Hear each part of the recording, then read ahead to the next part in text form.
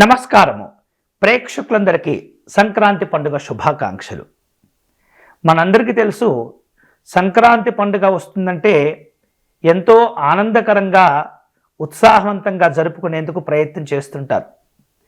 ఎన్నో పనులు ఉన్నప్పటికీ ఈ సంక్రాంతి మాత్రం ఒక వారం రోజుల ముందే పండుగ యొక్క సరదా, పండుగకు సంబంధించినటువంటి కార్యక్రమాలన్నీ కూడా ప్రారంభించుకుంటూ ఉంటారు. సంక్రాంతి పండుగ అంటే 5 రోజులు చేస్తూ ఉంటారు. వాటిల్లో ముఖ్యంగా ఈనాటి రోజుల్లో 3 రోజులు మాత్రం తప్పనిసరిగా ఆచరిస్తారు. అవే భోగి పండుగ, మకర సంక్రాంతి, కనుమ పండుగ. మరి ఈ సంక్రాంతి పండుగలో వచ్చేటటువంటి ఈ 3 రోజులు ఆచరించవలసిన అతి ముఖ్యమైనటువంటి కొన్ని విధులు ఉన్నాయి. ఆ విధులు ఏమిటో తెలుసుకునేటటువంటి ప్రయత్నం చేద్దాం. ఆ పనులు ఆచరించడం ద్వారా ఒక రకమైనటువంటి ఆధ్యాత్మికపరమైనటువంటి కార్యక్రమాలే చేయకుండా వాటి వెనకాల ఎంతో వైజ్ఞానికపరమైనటువంటి ప్రయోజనాలు కూడా మనకు కలుగుతూ ఉంటాయి. మరి ఈ సంక్రాంతి పండుగలో మనం ఆచరించాల్సినటువంటి విధుల్లో కనుక చూస్తే, మనం చెప్పుకున్నాం సంక్రాంతి పండుగ మొత్తం కూడా 5 రోజులు ఉన్నప్పటికీ కూడా ప్రస్తుత కాలంలో మనం 3 రోజులు జరుపుకుంటూ ఉన్నాం. వాటిల్లో భోగి, మకర సంక్రాంతి, కనుమ, ఆ తర్వాత ముక్కనుమని ఇంకా జరుపుతూ ఉంటారు. అయితే ఈ భోగి పండుగ రోజు మనం ఆచరించాల్సినటువంటి విధి విధానాల్లో చాలా అతి ముఖ్యమైనటువంటి కొన్ని పనులు ఉన్నాయి. ఏమిటంటే తలంటు స్నానం చేయటం, అలాగే పిల్లలకు భోగి పళ్ళు వేయటం, భోగి మంటలు వేయటం, గొబ్బెమ్మలు పెట్టడం. వీటిల్లో ఈ అతి ముఖ్యమైనటువంటి విషయాల్లో చూస్తే కనుక మనం ఎవరైతే ఆరోగ్యంగా ఉన్నారో, ఆరోగ్యంగా ఉన్నటువంటి వ్యక్తులందరూ కూడా, స్త్రీ పురుషులు ఎవరైనా సరే, పిల్లలు కూడా కొంతమంది మరీ చిన్న వయసు కాకుండా కాస్త ఊహ తెలిసినటువంటి పిల్లలందరికీ కూడా అవకాశం ఉంటే కనుక చక్కగా తెల్లవారుజామునే లేచి తలంటు స్నానం చేయాలి. అభ్యంగ స్నానం అంటారు. ఈ అభ్యంగ స్నానం అనేది చాలా చాలా చాలా చాలా మంచిది. కొంతమంది ఏం చేస్తుంటారంటే తల మీద మనకు చక్కగా రావి ఆకులు పెట్టుకోవటం, లేదా మనకు ఉన్నటువంటి అంశాల్లో రేగుపళ్ళు కూడా తల మీద పెట్టుకొని స్నానం చేస్తూ ఉంటారు. ఈ అభ్యంగ స్నానం చేసే ముందు కాస్త తలను నువ్వుల నూనెతో మర్దన కూడా చేసుకుంటూ ఉంటారు. ఇది చాలా చాలా ఆరోగ్యకరమైనటువంటి చక్కని అద్భుతాలను కలిగించేటటువంటి అవకాశం ఉంటుంది. ఇట్లా తలంటు స్నానం చేయటం, చక్కగా అవకాశం వరకు పరిశుభ్రమైనటువంటి వస్త్రాలను ధారణ చేసుకోవటం అనేది అతి ముఖ్యమైనటువంటి విధి. ఆ తరువాత పిల్లలకు భోగి పళ్ళు పోయటం. ఈ భోగి పండుగ రోజు ఏం చేస్తామంటే, చిన్నపిల్లలు సుమారుగా 5 సంవత్సరాలకు అటు ఇటుగా ఉన్నటువంటి చిన్నపిల్లలకు భోగి పళ్ళు పోయటం అనేటటువంటి సంప్రదాయం ఉంది.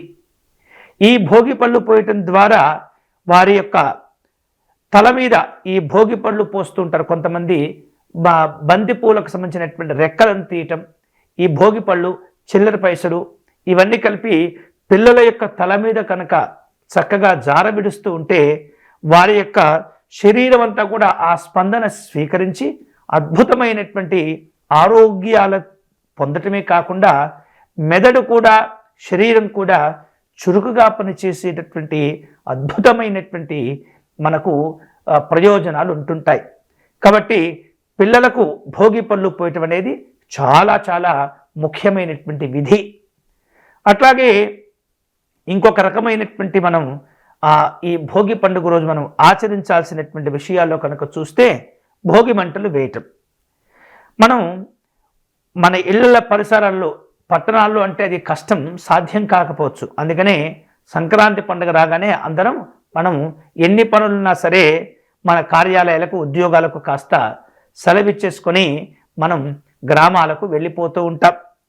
అక్కడ మన ఇళ్లకు సంబంధించినటువంటి అంశాల్లో ఎటువంటి ప్రమాదాలు లేకుండా మన ఇంటికి కాస్త దూరంగా చక్కగా పరిసర ప్రాంతాలను శుభ్రం చేసుకునేందుకు భోగి మంటలు వేస్తాం. ఆ భోగి మంటలు వేసినప్పుడు మన ఇళ్లలో ఉన్నటువంటి ఉపయోగించని, అవసరం లేనటువంటి కొన్ని రకాల వస్తువులన్నింటినీ కూడా ఆ భోగి మంటల్లో వేస్తాం. తద్వారా ఇల్లు కూడా శుభ్రమవుతుంది.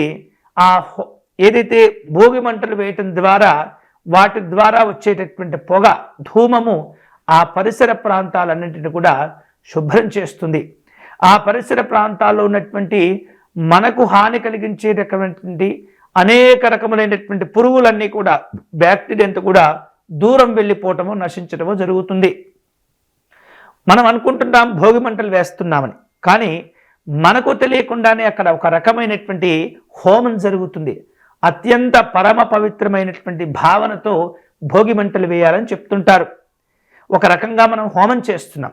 ఈ హోమానికి ఎటువంటి మంత్రాలు అవసరం లేదు, మంచి భావన ఉంటే సరిపోతుంది. కాబట్టి ఆ భోగి మంటలు వేయటం ద్వారా ఆ చుట్టూ పరిసర ప్రాంతాలన్నీ కూడా చక్కగా శుభ్రమయ్యి వాటి ద్వారా వచ్చేటటువంటి ఆ యొక్క ధూమము మన ఇంట్లోకి కూడా చేరి ఇంట్లో ఉన్నటువంటి చెడు సంబంధమైనటువంటి గాలులు, చెడు సంబంధమైనటువంటి బ్యాక్టీరియాతో కూడా బయటికి వెళ్ళిపోయి ఇల్లు కూడా చక్కగా పరిశుభ్రమవుతుంది. అంతేకాకుండా ఈ భోగి మంటలు వేయటం ద్వారా ఒక రకమైనటువంటి, ఇందాక చెప్పాం కదా, ఒక రకమైనటువంటి హోమం చేసినటువంటి ఫలితం. మరి అత్యంత పరమ పవిత్రమైనటువంటి భావనతో కనుక మనం ఆ భోగి మంటలు వేయటం ద్వారా మనము మన పరిసర ప్రాంతాలను చక్కగా శుభ్రం చేసుకునేటటువంటి చక్కని అవకాశం మనకు కలిసి వస్తుంది.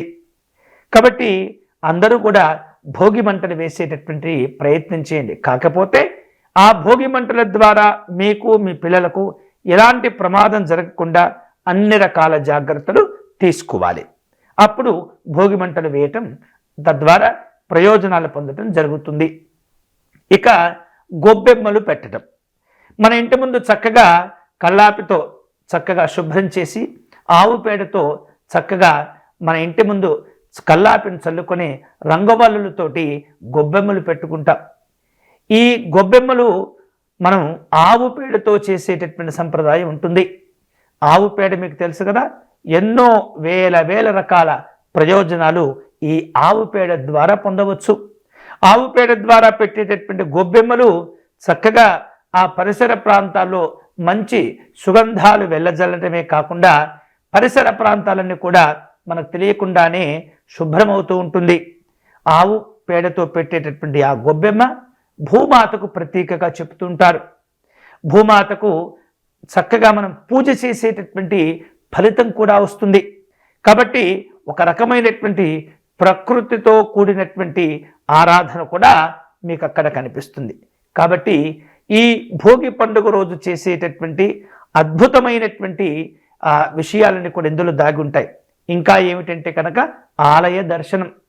మనకు భోగి పండుగ రోజు చూస్తే కనుక సాధారణంగా మన దగ్గర ఉన్నటువంటి దేవాలయాల్లో గోదా రంగనాథ స్వామి వారి యొక్క కళ్యాణం జరుగుతుంటుంది, గోదాదేవి కళ్యాణం. కాబట్టి దగ్గరలో ఉన్నటువంటి ఆలయాలకు వెళ్ళటం, చక్కగా కుటుంబ సభ్యులంతా కలిసి వెళ్ళటం ద్వారా ఒక రకమైనటువంటి ఎన్నో రకాల ఒత్తిళ్ళన్నీ కూడా తగ్గిపోతూ ఉంటాయి, ప్రశాంతంగా ఉంటుంది. ఆరోగ్యపరమైనటువంటి అద్భుతాలు కూడా మన కుటుంబం అంతా కలిసి సరదాగా అట్లా ఆలయ క్షేత్రాల్లో గడపడం ద్వారా ఎన్నో రకములైనటువంటి చెడు ఆలోచనలు, చెడు భావనలు, దోషములన్నీ కూడా తొలగించుకునేటటువంటి అవకాశం ఉంటుంది. ఒక రకములైనటువంటి అన్ని రకాల పీడలు తొలగిపోతూ ఉంటాయి. ఒకటి, తలంటు స్నానం చేయటం ద్వారా ఒక పీడను తొలగించుకోవచ్చు. పిల్లలకు మనం భోగి పళ్ళు పోయటం ద్వారా వారికి ఉన్నటువంటి పీడలన్నీ కూడా తొలగిపోతూ ఉంటాయి. అలాగే భోగి మంటలు వేయటం ద్వారా మన ఇంట్లో మన చుట్టూ పరిసర ప్రాంతాల్లో ఉన్నటువంటి పీడలన్నీ కూడా తొలగిపోతూ ఉంటాయి. కుటుంబం అంతా కలిసి ఆలయ దర్శనం చేసుకోవటం ద్వారా అన్ని రకాల పీడలు కూడా తొలగిపోయేటటువంటి అద్భుతమైనటువంటి అవకాశాలు ఉంటాయి. మరి ఇన్ని రకాల పీడలను తొలగించుకునేటువంటి ఈ భోగి పండుగను మనమెందుకు వృధా చేసుకోవాలి? కాబట్టి అవకాశం ఉన్నంత వరకు అందరూ కూడా చక్కగా తలంటు స్నానం చేయటం, పిల్లలకు భోగి పళ్ళు పోయటం, అలాగే భోగి మంటలు వేసుకోవటం, ఇంటి ముందు గొబ్బెమ్మలు పెట్టడం, దగ్గరలో ఉన్నటువంటి ఆలయాలను దర్శనం చేసుకోవటం అనేది చాలా చాలా చాలా చాలా మంచిది. అంతేకాకుండా ఇంకా ఒక ముఖ్యమైనటువంటి విధి ఉంది. ఏమిటంటే ఈ భోగి పండుగ రోజున చక్కగా నువ్వుల పదార్థాలతో చేసినటువంటి వంటకాలు తినటం.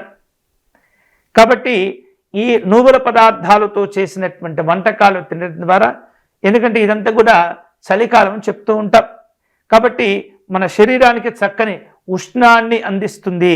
అంతేకాకుండా శారీరకమైనటువంటి జీర్ణక్రియకు సంబంధమైనటువంటి ఎవరైతే అనారోగ్యాలు ఇబ్బందులు ఎదుర్కొంటూ ఉన్నారో వారందరికీ కూడా చక్కని జీర్ణ ప్రక్రియ కొనసాగి మంచి ఆరోగ్యాలు కూడా లభిస్తూ ఉంటాయి. ఇంతటి అద్భుతమైనటువంటి ప్రయోజనాలు ఈ భోగి పండుగలు దాగి ఉన్నాయి. కాబట్టి ఈ అతి ముఖ్యమైనటువంటి విధులన్నీ కూడా అవకాశం ఉన్నంత వరకు అందరూ కూడా ఆచరించి ఆ పీడలను తొలగించుకునేటటువంటి ప్రయత్నం చేయండి. ఎందుకంటే ఈ చలికాలం అంతా కూడా మనకు బద్ధకాన్ని కలుగచేస్తుంది, అనారోగ్యాలు కలుగచేస్తుంటాయి, వివిధ రూపాల్లో జలుబులు, దగ్గులు, జ్వరాలు కూడా వస్తూ ఉంటాయి.